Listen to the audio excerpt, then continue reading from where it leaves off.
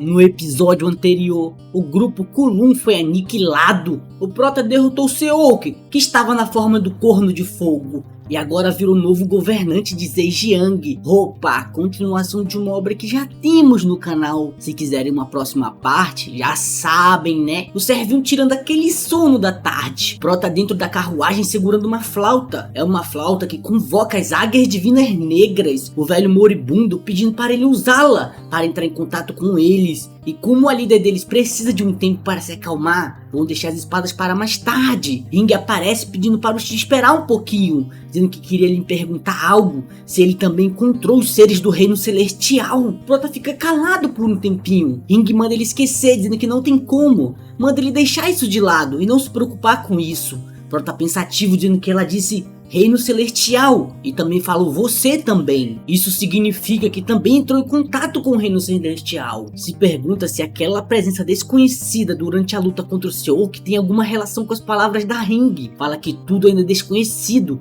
tem muitas coisas que precisa descobrir. O Servinho acorda dizendo que está animado para o festival de comemoração da vitória. Um grande festival está sendo preparado. Vários figurantes do lado de fora reclamando que não podem entrar. Isso é discriminação. Os guardas falando que já avisou que pessoas sem convite não podem passar. O segurante continua reclamando, pedindo para entrar. Não querem saber de nada. O Prota vai chegando de boa, perguntando que bagunça é essa aí. O guarda fala que o mestre do clã chegou. O segurante já vem que nem mosca pedindo para entrar. O Prota pensativo fala que todos são desgraçados. O figurante dizendo que ele não deve ter esquecido a amizade deles. Foram embora por causa da ameaça do grupo Kulum. Eles não tinham escolha. Prota pensativo diz que as pessoas que traíram uma vez sempre vão trair de novo. Chama o Servinho, deixando o segurante falando sozinho. Do lado de dentro, as dançarinas do TikTok dançando. O segurante enchendo a cara de suco. Gun pede para servir uma bebida para o líder. Harim pergunta se tudo deu certo.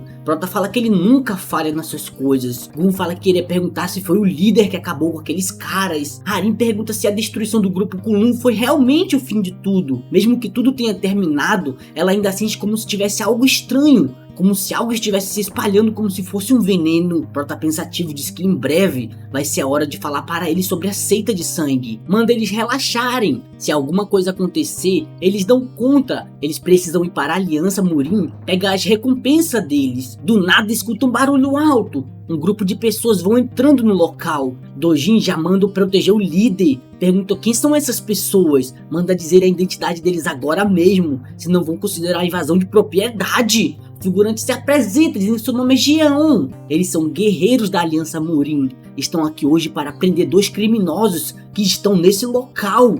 Harim já fica surpresa perguntando como assim os 2 criminosos? Que merda eles estão falando? Jeon tenta pagar de fodão, mandando eles darem as desculpas na cadeia. Tudo vai ser decidido pelos anciões. Manda seu grupo pegar os traidores. Prota já manda parar com a putaria, perguntando quem são os desgraçados que estão atrapalhando sua festa. Pergunta se eles são amigos daqueles lixos que estavam na porta ou se gostam de quebrar as portas alheias. Jeon tenta fazer a ameaça padrão, mandando o Shin tomar cuidado, eles são da Aliança Murim. O Prota pergunta e o Kiko? Não importa se são da Aliança, agora estão no quintal dele. Ou a Aliança Murim são apenas uns bandidos invasores de quintal. O figurante fica bravinho, pensando em como um mero líder de clã ousa falar isso. Já puxa sua espada dizendo que o Shin é um desgraçado. Como ele ousa insultar a Aliança Murim. O Prota começa a usar seu Ki, dizendo para ele tomar cuidado, senão ele vai acabar igual as pessoas do Monte Huang. Os dois começam uma batalha de Ki.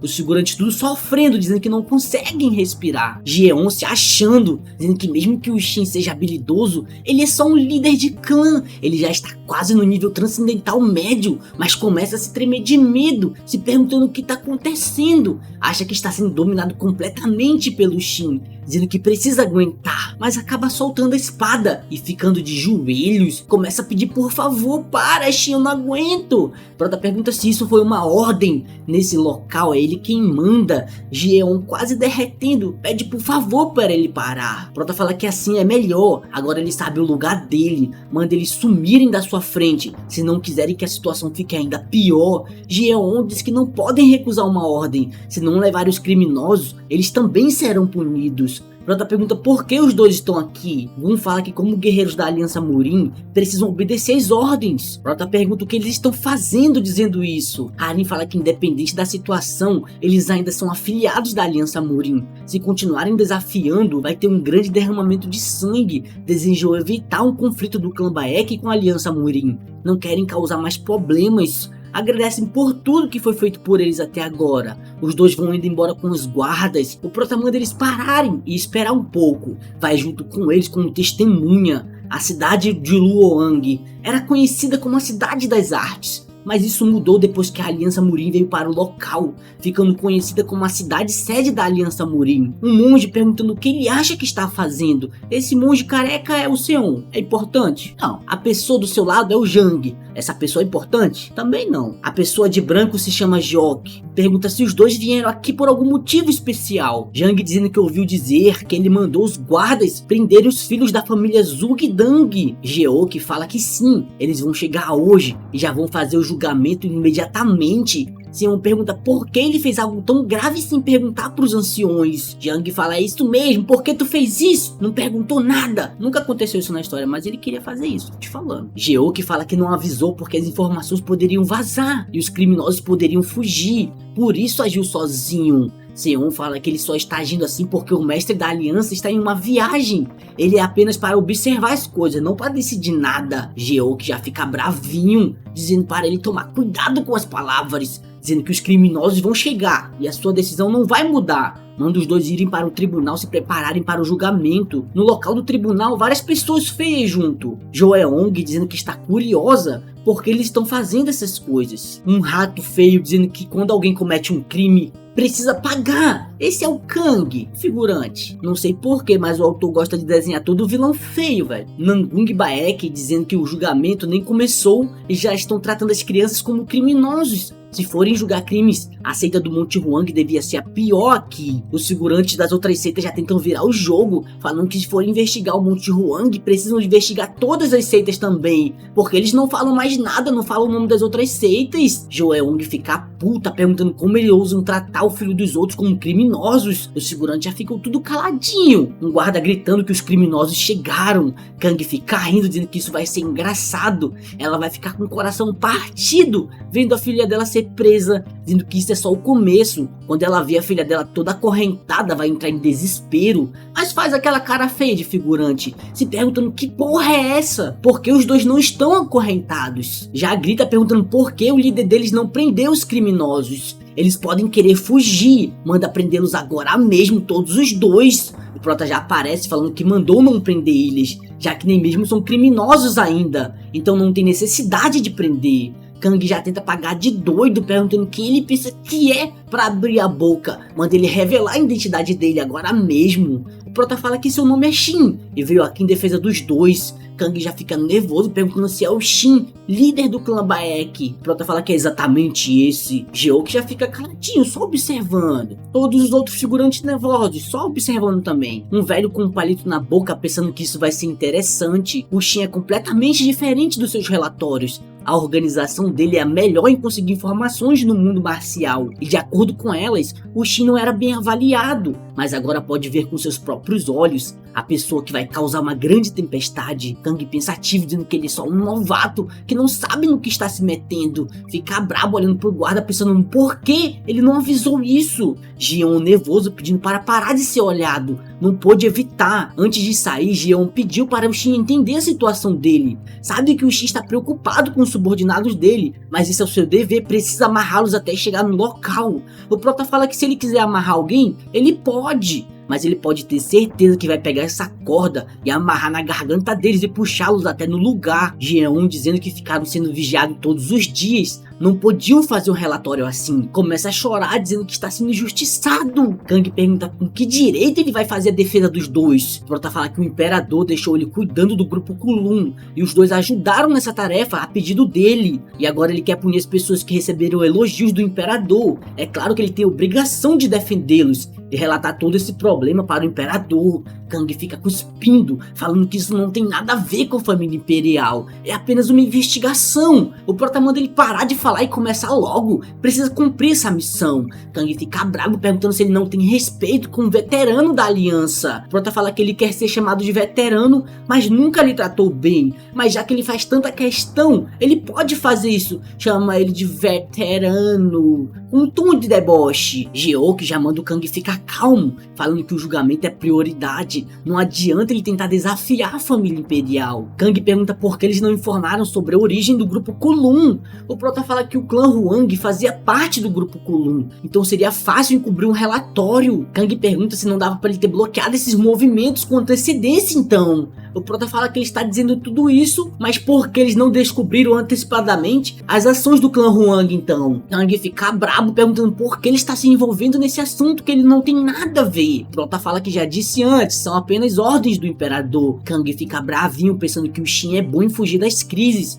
Se ele continuar perguntando imprudentemente, vai acabar sendo acusado de traidor. Pergunta pro Gun se houve alguma influência de seita de fora no clã Huang. Gun pergunta como ele pode dizer isso. Ele está insinuando que eles receberam influência de alguma seita para seus benefícios próprios. Kang fala que o mundo marcial é baseado nisso. Prota fala que ele diz muita merda com muita convicção. Ele é tão patético que não vale nem a pena mostrar respeito. A razão do porquê eles não contaram é porque a Aliança Murin não é mais um grupo justo como costumava ser. Kang já fica bravinho puxando a sua espada. Prota fala que essa ação ele não pode deixar passar desse jeito. Kang diz que vai fazer ele pagar pelos crimes de difamação. O Prota começa a liberar seu ki, dizendo que foi ele quem puxou a espada primeiro. Precisa se lembrar disso. Kang já fica cagado de medo, escutando uma voz perguntando o motivo de tanto barulho. Atrás deles aparece o mestre da aliança do Murin, o Dan. Kang fica nervoso se perguntando por que o líder estar aqui. Ele não deveria ter chegado tão cedo.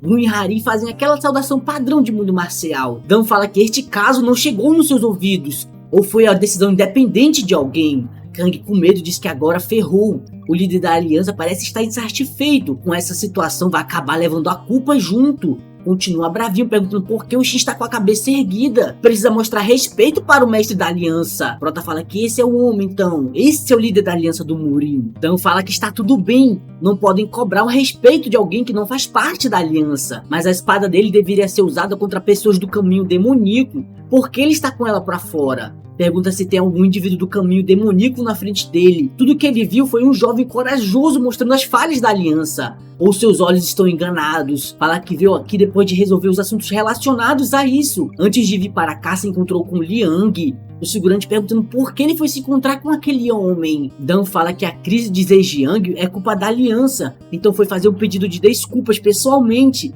e ajudar as vítimas de toda essa crise. Jiang dizendo que ele não deveria ter feito isso. Os lixos da seita do caos vão rir da cara dele por isso. Dan dá um grito dizendo para todos ficarem calados. Eles preferem afastar os erros do que corrigi-los. Isso é um comportamento vergonhoso. Como podem dizer que fazem parte da aliança pensando dessa forma? Eles deveriam seguir o mesmo caminho que o jovem Shin. Fala que o julgamento termina agora. E seu veredito é que os dois são inocentes. Todos ficam de boca aberta. Dan faz aquela saudação lá de mundo marcial, dizendo que gostaria de agradecer representando a aliança do Murin tudo o que eles fizeram. Kang já fica nervoso, dizendo que não esperava ver o líder fazer isso. Agora o julgamento não vai mais poder continuar. Dan fala que o Shin continuar com suas crenças, mesmo na frente dos oponentes, é algo incrível. E a força dele já é muito alta, já é mais do que qualificado. Pergunta se ele tem algum pensamento de virar seu discípulo. Kang já grita dizendo que isso não pode acontecer. Ele é apenas um desgraçado bocudo. Dan fala que normalmente daria tempo para ele pensar, mas gostaria de ouvir a resposta dele o mais rápido possível.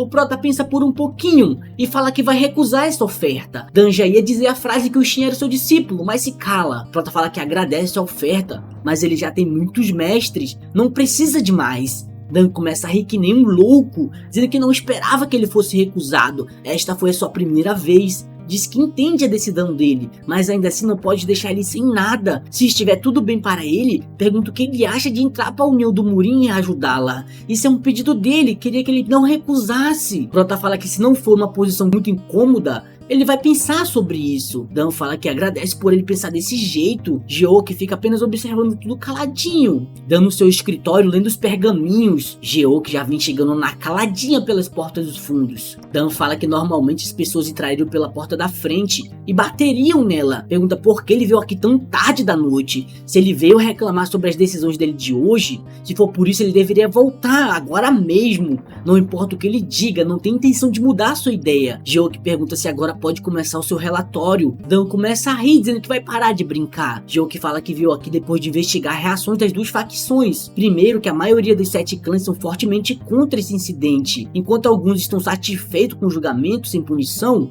essas pessoas são extremistas e estão mostrando hostilidade contra as 10 seitas. E algumas pessoas estão se juntando nesse grupo de extremistas. E as 10 seitas estão tentando derrubar os membros dos 7 clãs de posição elevadas. Dan começa a dar uma risadinha e começa a liberar seu poder demoníaco, dizendo que os 7 clãs vão sair antes do que ele pensava da aliança. Geoki fala que com isso o plano de criar uma divisão entre as 10 seitas e os 7 clãs foi executado com sucesso. Dan é um comandante da seita de sangue. Dan fala que avisou que isso aconteceria logo. Essa situação vai servir como um catalisador para acelerar os planos da seita. Geoki diz que as palavras dele estavam certas, mas tem algo que queria perguntar. Por que ele aceitou o Shin da aliança? O resultado do julgamento do Gun e da Harin já estavam planejados. Não ter certeza se isso foi uma boa decisão. Dan fala que seres além da expectativa trazem resultados inesperados. Para impedir todas as possibilidades, é melhor ter ele por perto dos seus olhos. Geoki pergunta se ele acha que o Shin tem tanto potencial assim. Dan fala que não é algo para ter medo, mas isso não torna ele um oponente menos difícil. Depois de ver ele pessoalmente, tem certeza que ele está escondendo algo. E depois de medir seus poderes, tem certeza que ele chega a um nível transcendental superior. Geoki fica nervoso perguntando como alguém que não tem a bênção conseguiu fazer isso. Pergunta qual posição o líder vai dar para o Shin. Dan fala que está pensando em colocá-lo na sala de investigação interna. Geoki fica rindo, dizendo que se ele for naquele lugar, ele certamente está ferrado. As dançarinas do TikTok dizendo que agora vão se retirar. Elas vão ter certeza de proteger os arredores, então ele não precisa se preocupar. O Prota fala que a união do Muri não consegue segui-lo até esse local. Se for assim, agora pode testar o poder que ganhou depois de matar o Seoki. Se não fosse por isso, estaria em um grave perigo. Ele tinha suas suspeitas, mas não teria pensado que o líder do Murin é um dos 8 comandantes da seita de sangue. Manda seu poder revelar sua forma, um tesouro com a habilidade de esconder energia e desviar a energia dos outros. Também pode investigar os aspectos dos seres que entram em contato com o lençol. O Prota fala que é um dos tesouros que ganhou quando derrotou o Seoki, um item que também tem sua própria vontade, assim como sua foice. Quanto mais ele aprende sobre eles, mas fica fascinado com os tesouros. Foi com a habilidade de investigar almas que conseguiu descobrir a identidade do líder da aliança em apenas um instante. Ao contrário das outras habilidades, esse tesouro não libera nenhuma energia. Graças a isso, pôde confirmar secretamente a identidade e a energia malévola que o Dan tinha no momento que o viu. Mas o tempo de recarga dessa habilidade é de 30 dias. Uma pena que ele não pode usar durante todo esse tempo. E acabou.